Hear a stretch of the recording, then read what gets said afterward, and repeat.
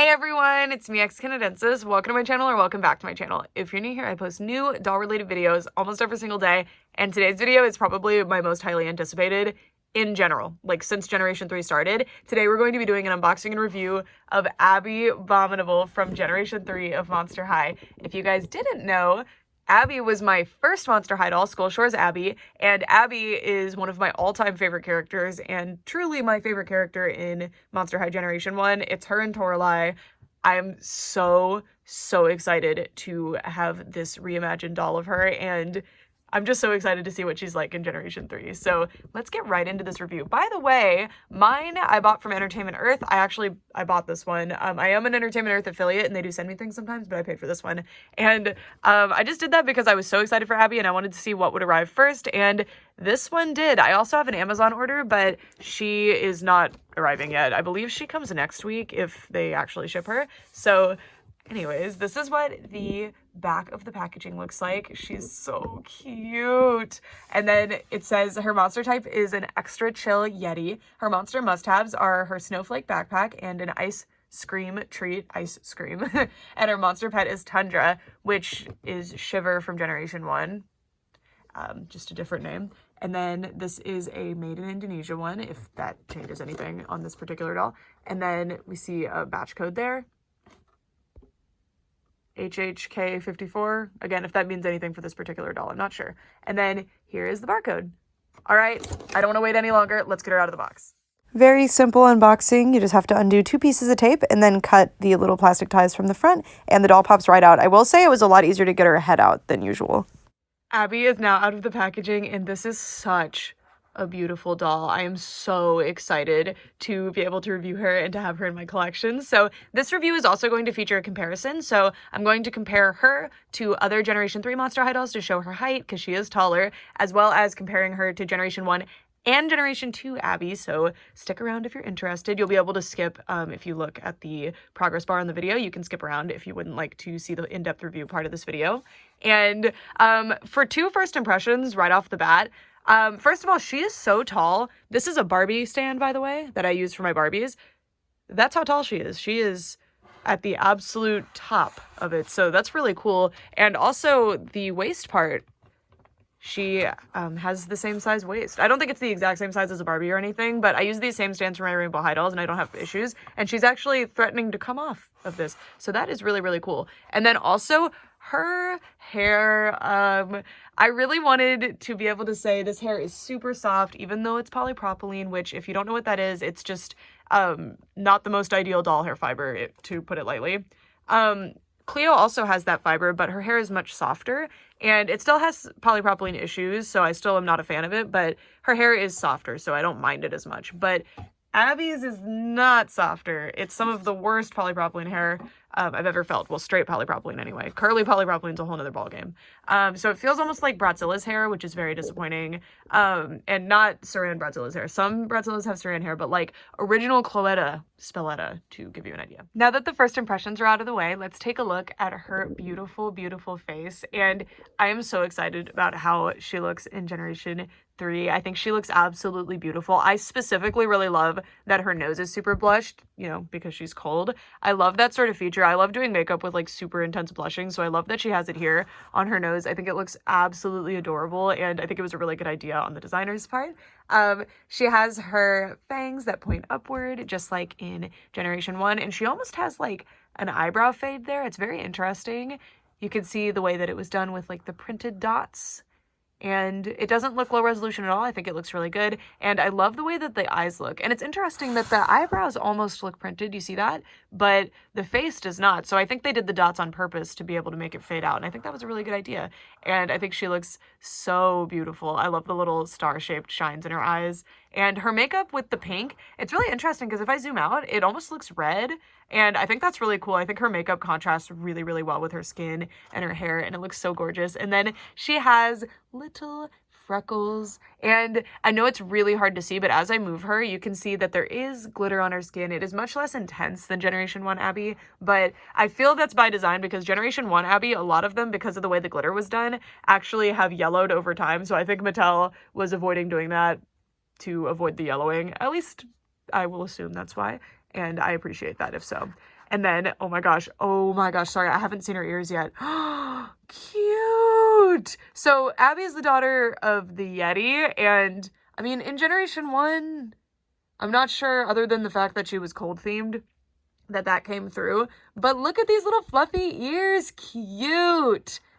And I love the little, I mean, they're icebergs, but they almost look like swords too. Very interesting little earrings. Super, super pretty. And her hair colors are gorgeous. Like, I hate the material they're made out of, or the hair is made out of, but check out those colors. It's magnificent. I love it. And then the other earring is actually this little, is it double pierced or is that just sitting there? It's double pierced. Yes. So that's another really interesting opportunity that Monster High Generation 3 has. And I really appreciate that it seems like they're taking advantage of it. Their ears stick out, so you have a lot more options for the earrings. So that's what they're doing here. Because in Generation 1, you didn't really see this sort of thing with an extra piercing unless it was on like a wolf ear or a cat ear. So it's really cool that they did it here. And that is such a cool earring. Check that out. And this, I don't have Generation 1 Abby's original earrings, but wasn't one of hers a little snowflake in this exact color? So I wonder if that was meant to be an homage to the original. Love this too. Okay, so she has her hair pulled to the side in these little rubber bands, which is super, super cute. See, I love the hairstyle. It's just the material is awful and it's such a shame. Okay, this is my favorite thing and I'm so grateful they did this. They gave her little horns. Again, she's a Yeti and oh my gosh, so cute. So it's similar to the way the Generation 1 ears were done on any of the characters with ears, but like, look at this. I love this. I hope we see more characters with horns. They're just tiny little, like, almost like Oni horns. That's what they remind me of. They're so cute, and I really, really hope we see more like this. It is awesome, awesome, awesome. And let's take a look at that rooting pattern. Oh yeah, she has tinsel. It is the good type of tinsel, thank goodness. Generation 1 Abby has this magical tinsel that like changed the game for me with doll tinsel. Like, look at it. It's so interesting. It looks so pretty, and it's much sturdier and nicer than other types of tinsel that toys use. And this doll has, it's at least a similar tinsel. It's definitely not the same, but it feels nice. I think it might just be regular tinsel that's crimped, to be honest with you. But, I mean, it looks nice. I'm not offended by it or anything, and I appreciate that it's here, looking amazing. And then this is what the rooting pattern looks like. A lot of hair on this head. It's just unfortunate that it is not a very nice material. And if you don't know what I'm talking about, if you've ever had a doll with polypropylene hair and you compare the experience of playing with the doll and styling the hair and the longevity of the doll to any other doll that has saran, Kanekalon, nylon hair, you will notice a huge difference. And that worries me in terms of, like, as a collector, it does not worry me too much. Like, she'll be fine. I know how to fix polypropylene, but it worries me for the intended audience for these dolls, which is children. Next, we're going to be taking a look at her outfit, and I think this outfit is extremely cute, and I can't wait to see what other outfits they come up with for Abby as the line goes on. Also, she comes with an extra accessory, just like all of the signature Monster High dolls in Generation 3, like an extra clothing piece, and hers is this fur stole, and it's really cute. It's faux fur, and it actually has tinsel running through it, so you can also, like, you know, pair this with the outfit, and it's very cute and matches well. Her shirt is super cute. I believe this style of shirt is called a baby doll tee, and they did a fantastic job on this. It's a cropped top, and it looks probably longer than it is, but consider that this is her natural waistline, and she's just wearing really high-waisted pants. So it's very cute cropped shirt, and I love the way that they did serged edges to act as the trim for this shirt. First of all, it's going to protect the shirt from fraying. It's made out of a knit material, just like your t-shirts, which I also very much like. But also, this style of shirt will have a trim on it, so that looks really nice, and I love the color that they chose too. There's a snowflake graphic on the shirt. It's a very, very cute graphic, and the longer sleeves are attached to the rest of the shirt, which is totally fine. I'm not really mad about that. And then she has faux fur cuffs. They are a different color faux fur than the stole. And this is much softer faux fur too. It's really nice. I really like it. Very, very cute. And then let me show you what the back of the shirt looks like. Super, super cute. Okay, so now let's take a look at her fanny pack. And you can see me struggling with the stand a little bit. I need to find a different stand for her. By the way, these dolls do not come with stands. It's one of my biggest criticisms of Generation 3 of Monster High, because Generation 1 of Monster High is what puts stands on the map for Playline dolls, and I think they're necessary for Playline dolls. I know most people will see it as like, oh, stands are for collectors, but no, like, it makes the doll easier to play with because dolls can't stand on their own generally unless you really put some effort into it. So I do really wish that she had come with a stand. And I will keep saying that until we start getting stands. Anyway, especially at least for the signature dolls. Anyways, we got off on a little bit of a tangent. Abby has a fanny pack. I love fanny packs. They're amazing. They need to be brought into the absolute mainstream. They're my favorite thing. This is super cute. First of all, I love that there's this little chain with a snowflake with a spider web in it as a little charm on her fanny pack. It's super cute. And then this is really cool, actually, and it's hard to show you. The fanny pack is open, you can see, and I believe it's meant to fit like her eye coffin, so it's very thin. I wanted to show you that the fanny pack is open, but it was a bit collapsed just from packaging, so I put the eye coffin in. So it's definitely not gonna fit a whole lot in there, but it's very cute. And I'm so glad that she has one, and the fact that it's a little bit open. And this is super cute. So the belt of the fanny pack, or like the straps, I guess, I don't know what you call those actually, are icicles, and then eventually they turn into a chain, and then the chain is where the little fasteners are blended into. And I love that they did that, because they could have just continued with the icicles and just had these awkward circles here, but they made it blend in better with the chain, which I think is really awesome. And then there is a cluster of, like, it's supposed to be ice, but it really looks like quartz crystals there. Very, very cute. And we'll go over her accessories in a little bit. I know I'm teasing you with that eye coffin. Okay, so her pants are awesome. So they're these high-waisted, somewhat flared bottom pants that have cutouts up to the knee. And they're absolutely gorgeous. They're made out of a slightly stretchy material, but I don't recommend you stretch it too much because of the design on it. And they're just awesome. Like, look at the construction here. The hemming down this part is really impressive to me. This is a really impressive clothing piece for any generation of Monster High. I think this is really fantastic. And at the waistline, it has a bit of a V shape, which I think is very cute, because one of my pet peeves that I've been noticing with doll clothes recently is I love high-waisted pants and I love crop tops, and I love them paired together, but they'll do high-waisted pants and a crop top together but with no belly peak, and it'll look a little strange. Like, it'll look like the doll didn't like coordinate her outfit well. So I like that they did the different shapes here so that you get the little belly peak. It's very cute. And I love this holographic snowflake design all over the pants. It is ironed on. Isn't this so pretty? I mean, it might not be ironed on. It might be the design of the fabric, but that's how I would achieve this sort of thing on pants. It's really, really nice. I super like these pants. And I love the little open areas too. There's just so much extra effort into the pants, and I appreciate it. And you can make them look a little bit closed if you want to. All right, now it's time to move on to the shoes as well as the other accessories. So let's move on. All right, G3 Abbey has really interesting shoes. They're like slipper heels. They might be based on something that I'm not familiar with, but I like how fuzzy they are. They look very fuzzy and comfortable. And it's very subtle, but there's 3 snowflakes. They're those spiderweb snowflakes we saw earlier, sculpted into the shoes, and just rows of fluff.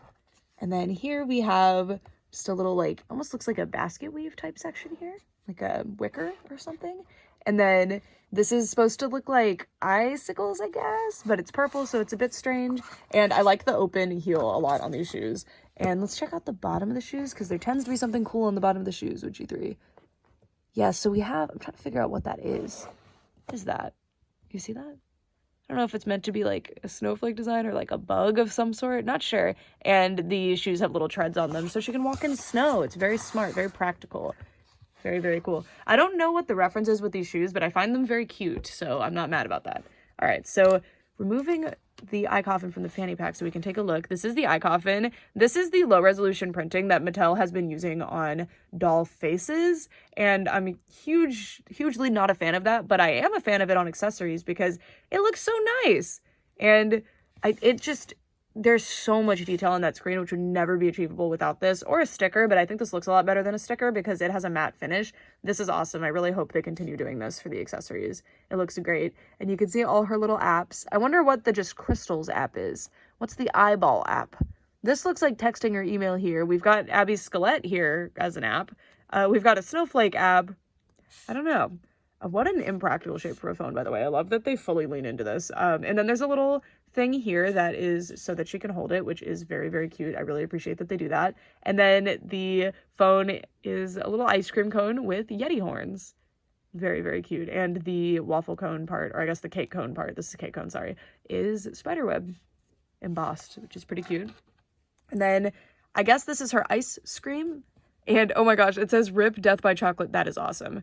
That is so cute. So it's a little gravestone, but it has Abby's little horns on it and a snowflake. Very, very cute. And the sculpt is on both sides, which is really fun. And there's also a finger hole on this so she can actually hold it, which I also very much appreciate. It makes the accessories actually functional and where you can play with them or display your doll or photograph or whatever you want to do without having to use like rubber bands or poster putty or some other trick. So I think that is really, really awesome. And then, so these are called Snow Corpse, and I think I know what these are based on, but I don't know what they're called. So is this a good pun or is it a ridiculous pun? I thought they were just called snowballs, right? I don't know. But they're just little chocolate skelettes that are covered in little white things. I don't know. I don't feel like I've ever eaten. Aren't they like chocolate and coconut or something? Not sure. But you can see that printing. It's lower resolution when you get up close, but from far away, it looks so realistic, especially at this scale. It's really, really impressive. I love it. I love it. I love it. Because most companies, even that do miniatures, will do either paint or a sticker. And doing the painted, printed deal just looks so much better. And then we have her little cup. So how do you... There it is. There's a little hole. So it's actually 2 pieces, which is super cool. So there is a sticker on this one. And you can see the sticker looks good, but it gets the reflection, right? So I prefer this. There's just little eyeball designs all over it. Very, very cute. This reminds me of in the movie, actually. Wasn't Abby always eating strange things in the live action movie? Not the same character as this Abby, but I wonder if that's intentional. And then there's these little Yeti horns on the like liquid part of the drink and a little straw. This is extremely cute. And I love that you can just use it as a cup without the drink in it too. Very thoughtful, very cool, and it looks fantastic. And then she has these little sunglasses, which I'm so excited to put on her. She has her backpack. So she has a fanny pack and a backpack. And before you say anything, I do this too. Because your like regular necessities go in the fanny pack, like your phone and your wallet and stuff that you'll access more. But things that you're not going to access as much, like your textbooks and stuff, go in the backpack. So Abby is very practical, very smart. So this is her little backpack. It's very, very cute. It's a purple snowflake. And it opens here, which is also the top because that's the little handle. I was holding it upside down. And there you go. So I'm not sure. Okay. Perfectly sized for her snacks. You wouldn't put the ice cream in here, or the ice cream in here, but it I think can fit if you really try. Yeah. But oh well, that way works a lot better. So she doesn't really have a lot of accessories that you would put in a backpack, but you can if you would like to, and it is semi-transparent. It's very cute. I love this backpack. And finally we have Tundra. This is Tundra, which is Abby's pet. It seems to just be Shiver again, but I think they must have lost the rights to use the name Shiver or something, so they just went with a new one. Shiver was originally used in the Barbie Magic of Pegasus movie, so it's a name that Mattel, I think that was the original use anyway. So Mattel's had that name for a long time, so perhaps they just let it expire and didn't realize it did. Not sure, but adorable little friend. Or they just wanted a refresh for the name, I have no idea, but... very cute. I love the eyes on this one. I think this is one of my favorite G3 pets. Not in terms of the pet, like it's a little mammoth. Very cute, but not super stand out to me.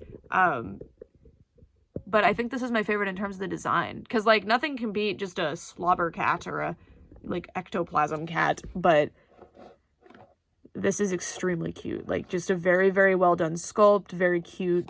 Just awesome. I think the designers did a fantastic job on this toy. Beautiful. All right, now I wanted to show, because Abby has a new body sculpt, I wanted to show what that looks like and also show off all of her articulations, so I will be right back. Generation 3 Abby has a new body sculpt that has been created for her, and in case you wanted to see it, this is what it looks like. And this is actually an all new body sculpt in general in terms of the build, not even just the height. It's very interesting because if you look, she has a much larger upper build than any of the other Monster High dolls ever, actually. So Draculaura is the other curvier character so far, and Draculaura has wider hips and larger thighs, but still has a small frame at the top, and Abby has a very similar upper frame to her lower frame, and that's pretty cool. So this is a totally different body type. I mean, it's still, you know, hourglass and everything, but it is a different body type being represented here, which is really, really cool. And you can see that even though she does have a larger bust, she still has all of the chest mobility of the other Monster High dolls, which this is, if they ever lose this chest joint from G3 and Monster High, I will mourn it so much because I love it. It's one of my favorite features of the Generation 3 dolls. I mean, I have 100 favorite features of Generation 3 dolls, to be honest with you, but it is so helpful and useful. I love it. I love it. And then she has these spiderweb design underwear that all the other characters have, and her monster features on her body sculpt are these furry little wrists and her hands. And if you look, it's very subtle, but she has this slight iridescence to her skin, and it's very pretty, and I'm so glad that she does. And she has little claws as part of her little like Yeti monster features, and then she has furry ankles as well. So her body doesn't have too many like monster features going on, but to be clear, in Generation 1, the only monster feature she has other than her blue skin and sparkles is the ear that's very subtly pointed. So, you know, there's a lot more going on with this one. And in Generation 2, she did actually have the fluff on the body, so that has actually returned. Oh, and I guess the hands. The hands had the nails in Generation 1. I guess technically that's a monster feature. Yeah, so pretty cool. I'm really excited that she has a new build, and I hope we continue to see more new builds and maybe new characters on this build. I would love a Marisol doll. Marisol is one of my favorite Gen 1 characters as well. I mean, not necessarily characters, she's in one episode, but one of my favorite dolls, like top 5 favorite Monster High dolls ever. She's awesome. This is what she looks like next to a Rainbow High doll, by the way. I mentioned that her build was similar, and let me explain. So, as you can see, Rainbow High dolls are much shorter, but the actual body, not including the legs, is very similar in proportion. It's just that Abbey has a larger bust, but it's mostly the way that it's sculpted, because if you look, it's very similar thickness, so they should be able to share some clothes. All right, my friends, it is time for the comparison section of this review. So we're pretty zoomed out because Abbey is quite tall. So I wanted to show you what she looks like next to the tallest, I believe, and the shortest current Generation 3 characters. So we have Frankie, who I'm pretty sure is the tallest other than Abbey now. Let me get Abbey to stand up more straight. There we go. So once you have them standing up straight, you can see that Frankie is actually shorter, and it's not just the head size difference, it's actually the body too. So that is pretty cool. So they are the previously tallest, so I think they're the second tallest now. And I think Cleo was a similar height to Frankie as well. Okay, Cleo's a little bit shorter. You see, there's so many different body sculpts in Generation 3. It is so awesome, and I'm so excited about it. Okay, but let's take a look at Miss Draculaura next to these two. So Draculaura is the current shortest, I'm pretty sure, anyway. And she was previously the only other curvy character too, so this is pretty cool. You can see the difference. I love how tiny Draculaura looks next to her. I mean, Draculaura already looked really short next to the other Generation 3 characters. Not even just Frankie. They were the tallest, but even next to, like, pretty average-sized ones. So it's really cool that there's another like this. Also, their shoes have different size platforms, so that's something to take into account here. Okay, so very cute, and you can definitely see the difference in build here. Like, most of the characters have very small upper builds. Draculaura's is a little bit larger, but still it's pretty thin at the ribcage, I think. Like, she just has a smaller ribcage, and Abbey has a much larger band size as well as bust size, so that is really cool. Okay, let me move these two out of the way so we can take a look at the other Abbeys. This is what the new Abbey looks like next to her predecessors. Abbey had the unique privilege of looking absolutely amazing and being one of the best designed characters in Generation 1 and Generation 2. I don't believe we ever got a signature look for Abbey, but this is, I don't remember what this line was called. I think it was called Party Goals or something from Generation 2. And I'm just so gobsmacked by how pretty her face is. And I love that she maintained all of her Generation 1 features, but I just really like the way that the eyes look. I don't know. I think she's really gorgeous. And then this is what Generation 1 looks like. It's very beautiful. And you can really see the difference in build here. And I think it's so cool because, I mean, Abby's a Yeti, so having her be taller is, like, perfect. And I love the little horns. Like, she's just so awesome. She's so awesome. I definitely will miss the glitter, but I completely understand and respect the reason they took it away. And I'm probably going to add my own glitter to at least one of my G3 Abbeys just to see what it looks like. Even though I might risk the doll yellowing. I've been very fortunate that none of my G3 Abbey, or G1 Abbeys, this Abbey, none of mine yet have started to yellow, and I almost have every single Gen 1 Abbey. I think I'm only missing 2 or 3. So that's pretty cool that she hasn't started to have that issue yet. It's something about the way that it's glued on, I think. Maybe someone in the comments can provide further info if they know. The one thing I wanted to show in the comparison is the difference that these dolls have facially. So as you can see, she has a thinner jawline here, but I will say that she has a thinner head in general. I think that the heads are just smaller in Generation 3 and they're wider in Generation 1, but they still maintain very similar features. Like the cheekbones are still very defined. As with Generation 1, you can see that cheekbone. And she still does have a much more angular jaw, which I also have an angular jaw, and it's pretty uncommon to see in dolls. It's hard to explain because it's such a subtle difference, but the other Generation 3 dolls generally just have like a rounder situation here, and I feel like Abby's is much squarer, which is just like here. I do think Generation 1, not only does this doll actually literally have a wider face, but I mean in terms of the proportion, I think she did have like a wider square out to her jaw. Sorry, I don't know how to describe jawline shapes, but also, she does have smaller lips proportionally. I'm trying to like talk about this in a proportional way because obviously they are literally smaller because she does have a smaller head. But as you can see, they were much wider, and she had a very large bottom lip here as well. She had much more of a pout with Generation 1. And then at the side, you can see that they do, other than the fact that all Generation 3 dolls do have different facial proportions in general, they're much flatter facially as opposed to the Generation 1 dolls, which kind of protrude a lot more. Which I think is the more realistic option here, which is interesting because from the front, they are not realistic at all, but the profiles are pretty realistic. I mean, as realistic as a Monster High doll is going to get, I guess. You can see that really nice square jawline there, and you can see the same thing going on here as well. So I think that she had a bit larger of a nose, but the overall profile shape has been maintained. It's interesting. I think facially, just in general, it's really hard for me to say which Abbey. Oh, and then like most of the proportions from the face were kept here. It's just a little bit thinner. It's hard for me to say which face I prefer. In most situations, it's either like Gen 3 by far or Gen 1 by far. And in this case, I don't know. I'm not sure. It's hard for me to say. And Abbey, I mean, to be fair, Abby's one of my like top favorite characters, so it kind of makes sense that I'm going to be on the fence and like not sure where to go from here. I think Generation 1, looking back, a lot of the faces aren't the best, especially because they're often misprinted, but there's been issues with them. But Abbey never had that. I think Abbey always looked like 100% on point, and same with Generation 2, just always flawless, beautiful, beautiful face, like so well done, so masterfully sculpted, and the paint was so well done on it, and I just really love her.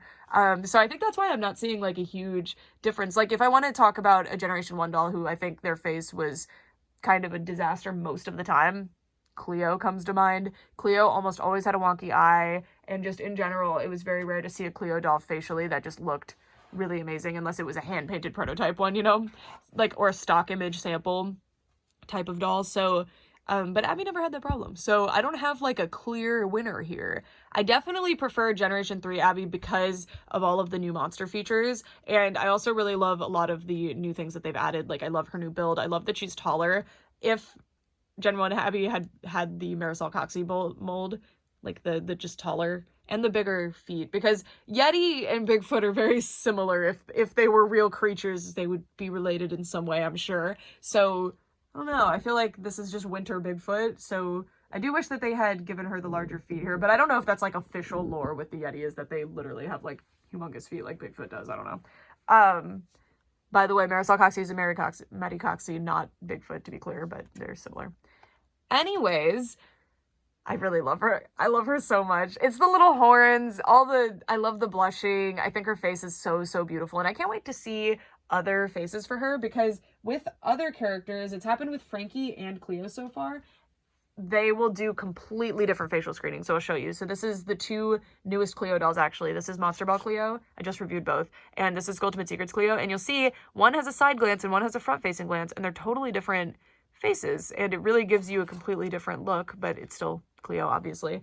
And I think that is so cool. So I really hope we see more dolls of Abby and we get to see stuff like that go on with her. I'm just so over the moon, overjoyed, and excited for the future of Generation 3. There's definitely still things that I wish they would change.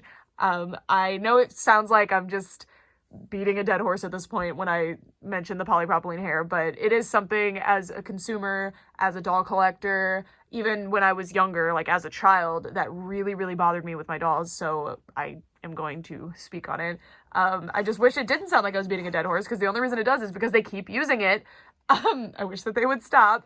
And I really wish they came with stands. The stand thing is forgivable to me. By the way, if you guys are looking for these stands that I use, I will attach a link in the description to my Amazon storefront, which is affiliate links. So if you click it, or if you buy anything, I can, it supports the channel. But, there will be information about that in the description. But I wish that the dolls had come with stands. Again, because it was something that Monster High set the standard of, which is interesting that they aren't doing it, considering it's their fault that all dolls come with stands now, which is great. It's very interesting that they don't. But I think it's because they maintain a really nice budget for these dolls. They're $25, which is very affordable for a deluxe doll, especially with all the extra stuff that the Monster High dolls come with now, which is really cool, actually. They come with more accessories than Gen 1 ever did.